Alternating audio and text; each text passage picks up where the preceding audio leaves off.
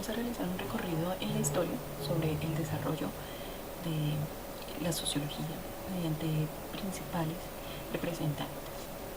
Es importante que observemos cómo se desarrollan bajo tres características, como son las corrientes sociológicas, sumado a eso principales representantes de las mismas, y por último vamos a hacer un análisis, ¿cierto?, que haga como un cierre con respecto a pues ese recorrido histórico con un enfoque sociológico. Entonces vamos a iniciar. Podemos observar acá. Entonces, para iniciar, lo vamos a realizar con la corriente sociológica que es el positivismo. Esta corriente viene mostrando cómo pues, es representativa en este momento de la historia, que es a mediados del siglo XIX, en Alemania, que es liderada por Augusto Comte. Allí el objetivo es la búsqueda de la política, ¿cierto? La búsqueda de su estabilidad política y económica. Esta se constituye en tres fases. Está la fase mágica, está la fase filosófica y por último la positiva. Entonces, la primera, que es la mágica, hace referencia, o sea, da alusión que el origen de los fenómenos que se presentan se le da como esa razón de existencia a seres sobrenaturales, ¿cierto?, o dioses. Ya en la segunda etapa, que viene siendo una etapa filosófica ya netamente más abstracta, hace referencia a la búsqueda del por qué, es más racional. Entonces ya se enfoca con una terminología metafísica. Y la tercera etapa viene siendo la positiva, donde se menciona no solamente se renuncia a la búsqueda de esas ideas absolutas, sino que se inicia un estudio completo acerca de las leyes, de los fenómenos, de basarse en la observación y la experimentación. Dado esto, entonces se da como una fuerza leve en potencia al reconocimiento del historicismo mediante este trabajo realizado. Ya sumado a esto, entonces iniciamos con el siguiente, que es el empirismo. ¿En qué consiste? Bueno, esta es una teoría filosófica que surge en Inglaterra a mediados del siglo XVII, siglo XVIII aproximadamente. Durante esta corriente se viene desarrollando que el origen del conocimiento se constituye bajo la experiencia, bajo esas nuevas posibilidades y esas percepciones, ¿sí?, reales que se llegan a obtener bajo los sentidos, a través de los sentidos. Dentro de esa realidad de percepciones es imposible un conocimiento que sea seguro o dogmático pues de la realidad. Así que se cuestiona mucho el tema de la casualidad. Sumado a eso, se muestra como todo conocimiento es, digamos así, que un conocimiento de ideas. Entonces coincide con que los racionalistas, ¿cierto?, llegan a ser como muy convergentes con este método experimental que se constituye bajo la observación, la inducción y el análisis. Dentro de sus principales representantes podemos encontrar a John Locke, a Thomas Hobbes, a John Berkeley, a David Hume, quienes se basan en esta corriente pues para poder llegar a adquirir conocimiento. Sumado a eso, entonces, el materialismo, esta corriente sociológica, tenemos como principal representante Carlos Marx, como lo podemos ver en la gráfica, donde él expone acerca de la superestructura, que tiene que ver con la parte política, jurídica y su estructura económica, en base a esa lucha de clases, cómo la burguesía tiene esa hegemonía bajo el proletariado. Entonces son ideas que se conciben bajo una sociedad dividida en clases sociales, bajo ese protagonismo antagónico, entre explotadores y oprimidos. El papel de los individuos entonces queda un poco relegado. Además de eso, se recupera el término de socialismo para designar a las doctrinas y acciones políticas que busca el sistema económico y político basado en una propiedad colectiva.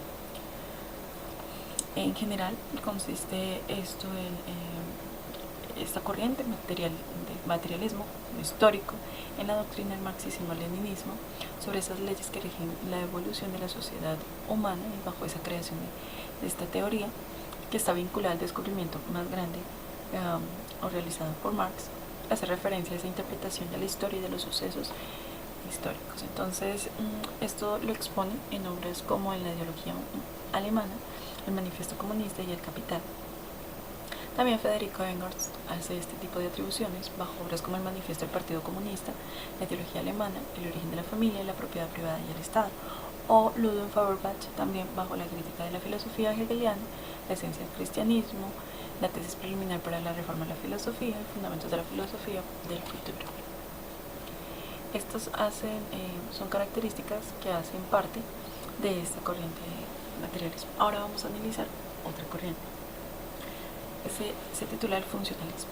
Esta corriente viene entonces revelando, ¿cierto?, cómo en su marco del utilitarismo, ¿cierto?, emplea concebir los quehaceres que se deben sostener en el orden instaurado de las sociedades, así como también se destacó el poseer una perspectiva empirista que celebra las superioridades del trabajo de campo dentro de esta sociedad estudiada bajo funcionalistas, dejando a un lado la historia, es decir, que retoma tal y como se le encuentra en el momento determinado.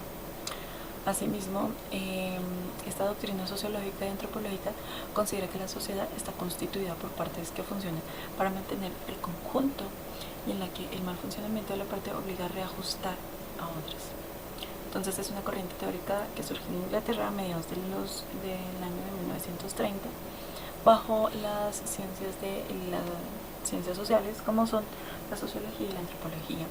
Como representantes sobresalientes de esta corriente ideológica tenemos a Emily Durkheim, Talcott Parsons y Herbert Spencer.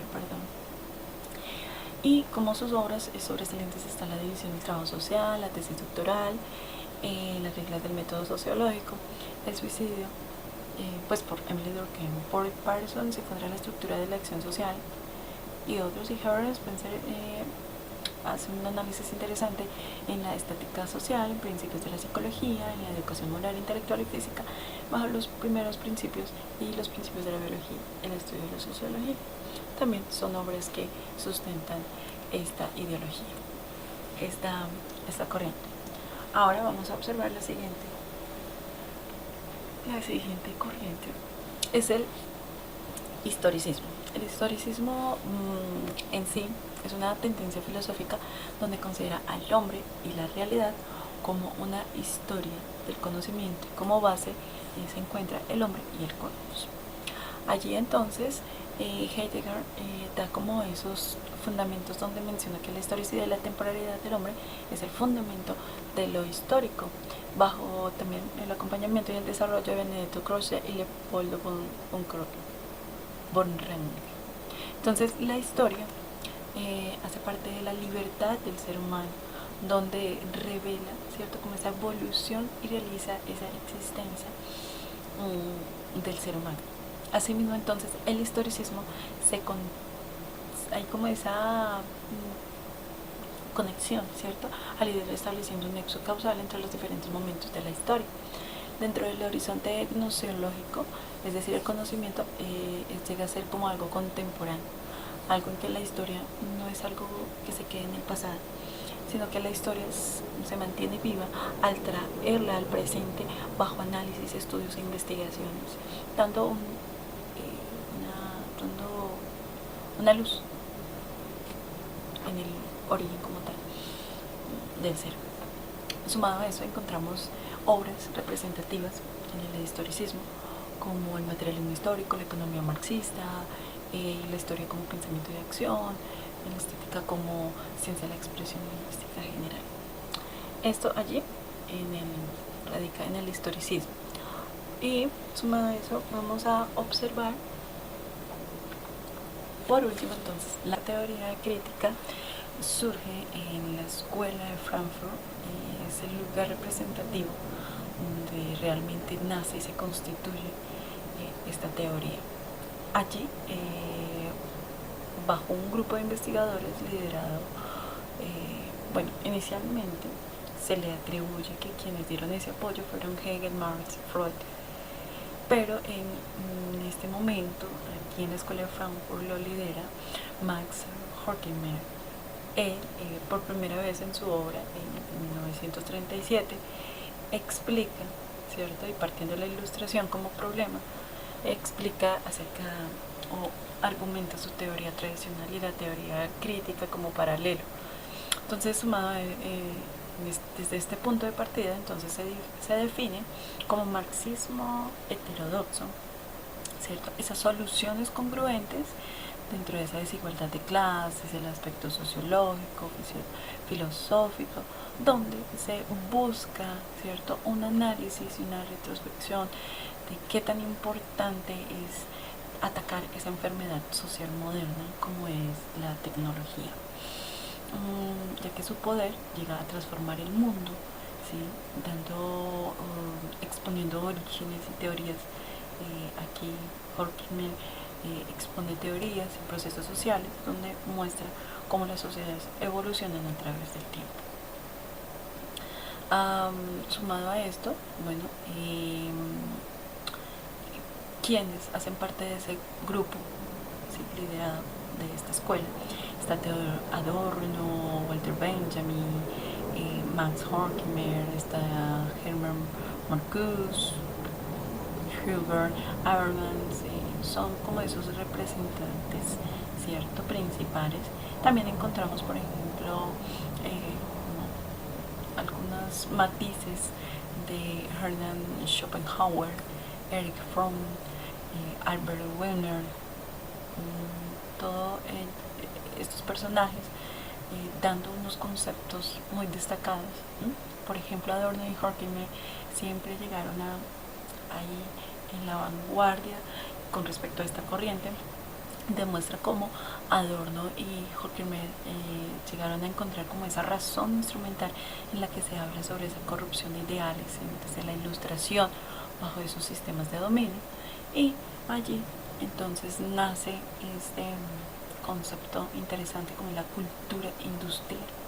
Allí se ven los efectos de cómo la cultura llega a ser un método hegemónico, ¿cierto?, de dominación que permite como manipular la sociedad, las comunidades, y transforma incluso esas obras de arte, ¿cierto?, en objetos de servicio para la comodidad y para el gusto que aliena el pensamiento de la sociedad con el fin de obedecer, que ellos lleguen a obedecer, o que el proletariado lleguemos a obedecer órdenes, ¿cierto?,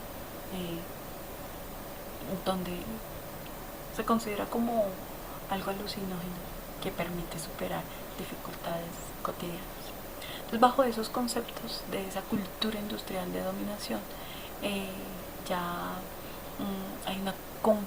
hay un conformismo, hay un servicio de comodidad, que el objetivo es valerse de esa categoría de totalidad por situar los fenómenos de la realidad, con lo que se enfrenta bajo un marco global correspondiente. Así entonces la teoría crítica añade una función a las relaciones sociales existentes bajo esa tarea de enseñar cómo aproximarse a un horizonte real de emancipación. Eso es lo que sucede. Por eso la teoría crítica, entonces, bajo sus investigadores, consta en facilitar, entender esas necesidades de cambio, la influencia tecnológica y cómo constituyen ese cambio los valores. También y cómo entonces hay esa dinámica en el conocimiento, en su crecimiento como tal, en esa industria cultural. Teniendo esto en cuenta, podemos ahora entonces observar con claridad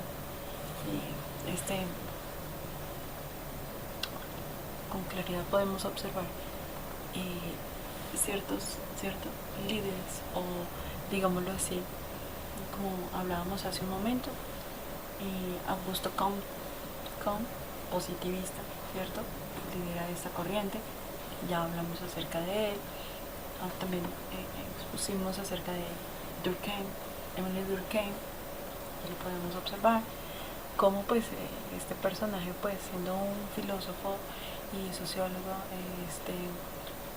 llega a ser parte de esa pedagogía de las ciencias sociales, donde su corriente sociológica constituida en el funcionalismo y el estructuralismo ve a la sociedad como un sistema complejo cuyas partes trabajan juntas, promoviendo esa solidaridad de la que hablábamos inicialmente, con un enfoque analista de un nivel macro, de un enfoque amplio de esas estructuras sociales que conforman ese conjunto, haciendo alusión al funcionalismo. También llegamos a encontrar a Carlos Marx, ¿cierto? Y pues hablábamos sobre el materialismo y cómo su contexto social y sociopolítico llega a impactar en su desarrollo ideológico, como es el siglo XIX como respuesta a la revolución industrial. Sumado a eso, pues encontramos a Herbert Spencer, lo vemos acá, ¿cierto? Bajo donde él menciona, ¿no? Se vale, se apoya de la teoría darwinista, dando esa comparación de la evolución, cómo la sociedad también llega a ir realizando esa evolución social bajo prácticas agresivas.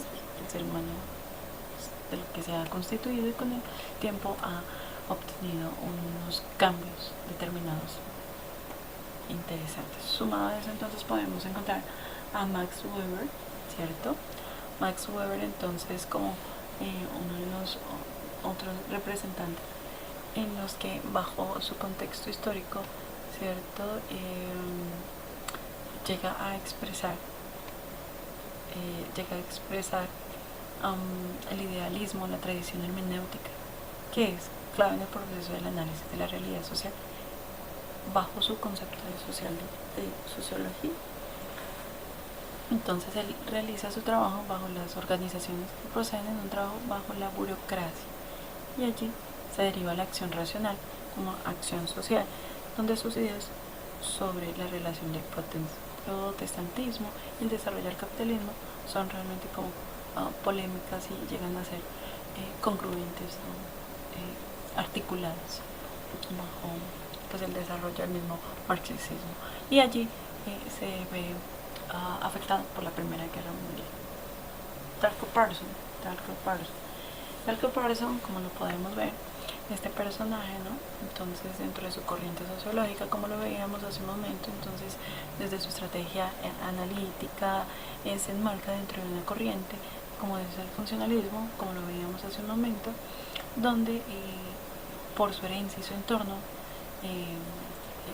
constituye la racionalidad, la libertad, el ser calculador. Entonces, sí podemos decir que está condicionado por un entorno físico y cultural, ¿sí? Bajo ese marco. Pues la serie se ha recorrido, incluso ya finalizando con esa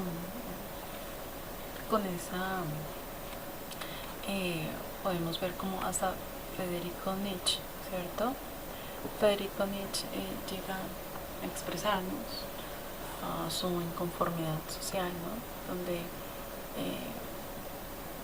considera la importancia del superhombre, de la estabilidad en cuanto a las costumbres, a sus valores, cómo se critica mucho la parte occidental, y más bien él considera que este sistema occidental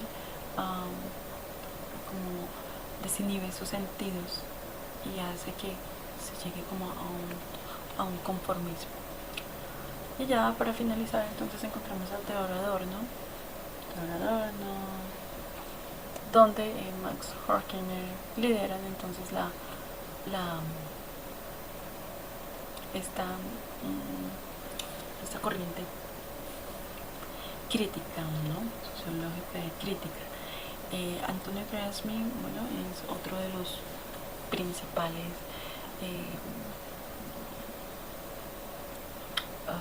socialistas, ¿no?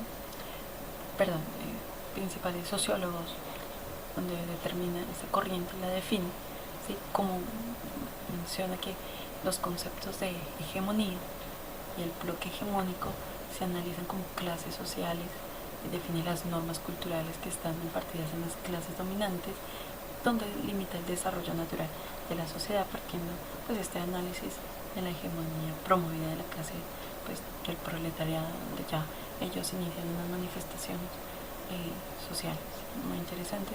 Inicia un proceso de revelación por parte del proletariado y se visualiza una construcción social equitativa, no subyugada por culturas burguesas. Siendo así, entonces podemos pasar, ¿cierto?, a la siguiente sección, que hace referencia en sí a cómo el ser humano pues en realidad ha sido pues constituido por esa hegemonía. Pero algo importante es cómo la cultura, a partir de estos conceptos de la ideología, de la hegemonía, realmente llega a surgir, a revelarse. Entonces la cultura, como los conocimientos o códigos simbólicos identitarios del ser humano, llega a ser compartido por esta sociedad que ha tenido influencias de tipo económico, como lo acabamos de ver, influencia económica, temporal, espacial, histórica, y donde los pensadores que ya analizamos, ¿cierto?, han manifestado su sentir. Entonces, bajo este sistema capitalista se hace uso de medios de comunicación como herramienta estratégica de dominación a la clase obrera.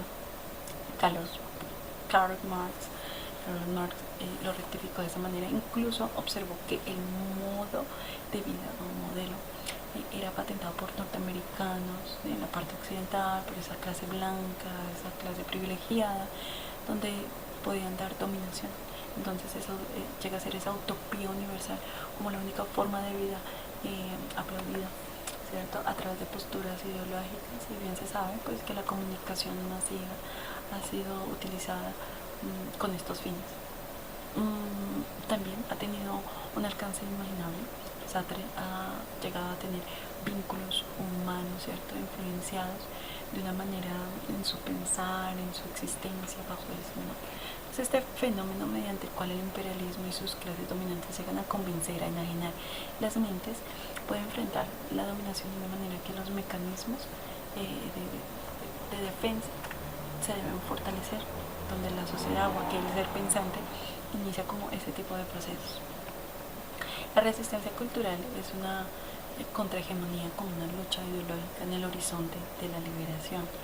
Así pues, entonces el principio de las ideologías remonta a las bases constituidas por Bacon mediante una denuncia de obstáculos al conocimiento, o Nicolás Maquiavelo, quien denuncia la manipulación del conocimiento por parte de la burguesía en su ejercicio de poder.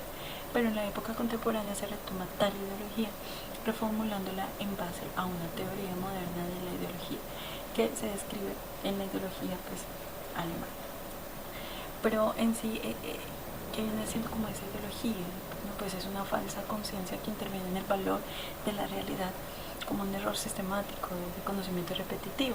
Así lo define Karl Marx y Engels, dando prioridad a una visión epistemológica, no una definición moral de la verdad o no, sino una definición crítica donde se da a conocer cómo los economistas burgueses, por ejemplo, llegan a enfocarse en una manifestación del valor según sus propios intereses en su desarrollo económico, pero no logran constituir un concepto general que teorice ese plusvalía, ese plusvalor en pro de la construcción del conocimiento crítico. Asimismo, esa ideología es un obstáculo sistemático al conocimiento, porque pues, a pesar de ser un conocimiento, no es un buen conocimiento, ya que no respeta el vínculo de la correspondencia a lo que menciona en sus acciones con el discurso que sucede en la realidad con ese discurso, sino que se concibe de una manera inversa a los sucesos y a las aplicaciones reales.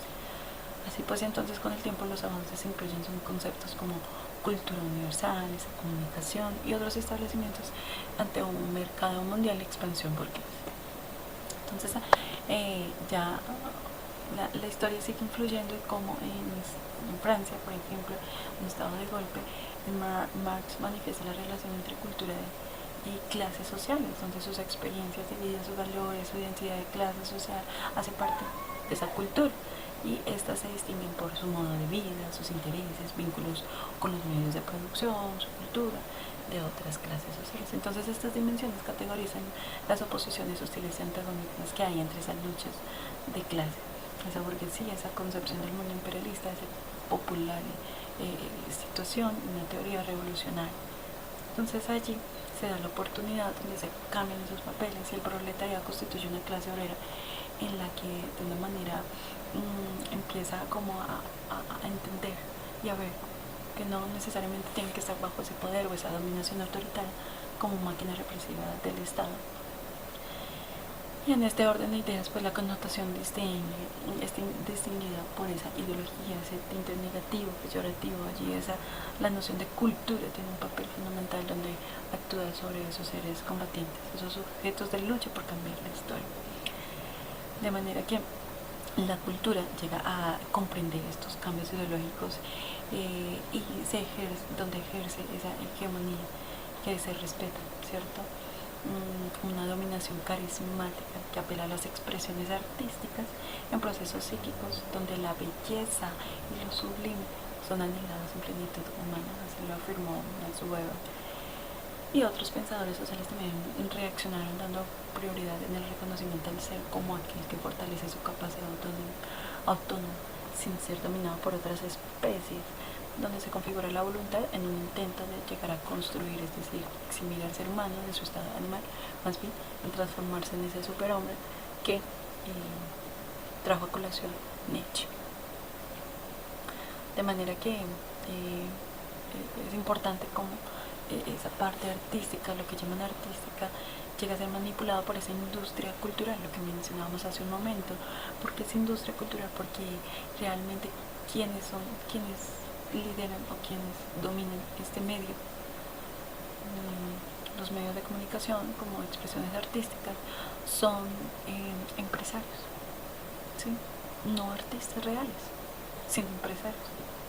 Así que el objetivo de ellos es enajenar la mente, ¿cierto? Mediante contenidos vacíos, embrutecedores, monótonos, repetitivos, ¿sí? Que apelan a comportamientos retrógrados, poco críticos, reflexivos, ¿sí? Que realmente desplazan el real arte y llegan a considerar, a creer que su consumismo es arte. Entonces, ¿cómo se puede contrarrestar? Entonces, Gramsci plantea una apropiación de la hegemonía por parte del proletariado, es decir, que la contrahegemonía que reclame la equidad social sin subyugamiento